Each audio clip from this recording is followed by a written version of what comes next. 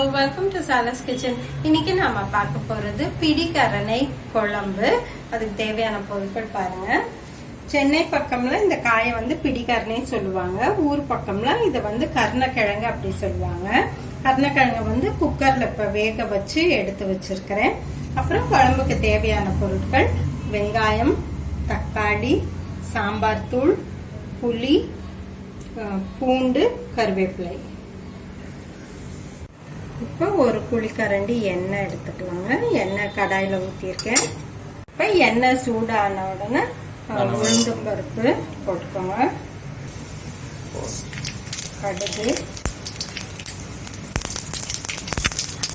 கடுகு நல்லா பொரிஞ்சிருச்சுங்க. அடுத்து கொஞ்சம் சோம்பு தாழ்ந்துட்டு நம்ம என்ன பண்ண போறோம், இப்போ பூண்டு போட போறோம். இந்த பூண்டு வந்து கட் பண்ணி வச்சிருக்கிறேன். அடுத்து கருவேப்பிலை சேர்த்துவாங்க. கருவேப்பிலை சேர்த்ததும் வெங்காயம், இது சின்ன வெங்காயமும் பயன்படுத்தலாம் அல்லது பெரிய வெங்காயமும் பயன்படுத்திக்கலாம், எது வேணும். இப்போ ஒரு நிமிஷத்துக்கிட்ட எல்லாம் வதங்கிடுச்சு. அடுத்து தக்காளியை சேர்த்துக்கலாம். அடுத்து கொஞ்சம் மஞ்சத்தூள் சேர்த்துக்கோங்க.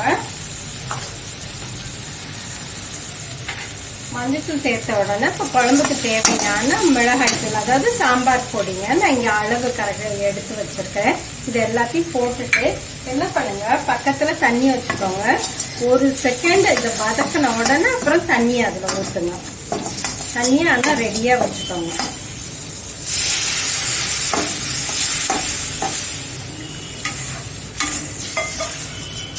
இப்போ இந்த குழம்ப மூடி போட்டு ஒரு 5 நிமிஷம் கொதிக்க விடுங்க. இப்போ கிட்டத்தட்ட 5 நிமிஷம் ஆச்சுன்னா குழம்பு கொதிச்சுட்டு இருக்கு. இந்த ஸ்டேஜில் புளி, இது வந்து நல்ல பழைய புளி, கருப்பு புளியா இருந்தால் ரொம்பவே டேஸ்டா இருக்கும். இப்போ அது குழம்புக்கு தேவையான உப்பு. இப்போ என்ன பண்ணலாம், இன்னும் கொஞ்சம் தண்ணி சேர்த்துக்கலாம். இது வந்து இப்போ கொதிக்கட்டும். கொதிக்கும் போது என்ன பண்ண போறோம்னா, இந்த இங்க கருணக்கிழங்கு இருக்குல்ல, இதை வந்து இப்ப தோல் உரிச்சுக்கலாம்.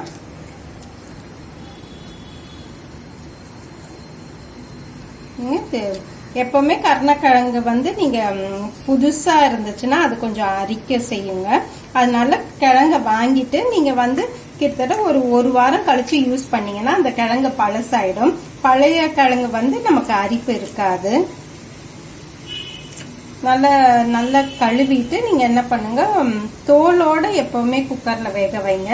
அப்பதான் நீங்க வந்து அந்த ஷேப்பை ரீட்டைன் பண்ண முடியும். இப்ப என்ன பண்ண போறேன்னா, இது வந்து இப்ப பாருங்க, இப்ப இதை வந்து இப்படி கட் பண்ணிக்கோங்க.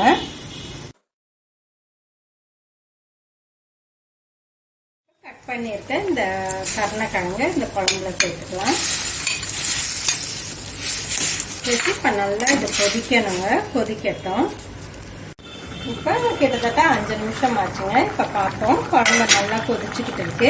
இப்ப என்ன பண்ணுங்க, தீய கொஞ்சம் சிம் பண்ணிட்டு இதுல இருந்து ஒரு 1-2 பீசஸ் எடுத்துக்கோங்க. இந்த வெந்த கருணக்கிழங்க எடுத்து நல்லா இந்த போர்க்கால மசிச்சு விடுங்க. 1-2 மட்டும் மசிச்சா போதும். அது எதுக்கு இப்படி பண்றோம்னா, அந்த குழம்போட திக்னஸ்க்காக அது பண்றோம்.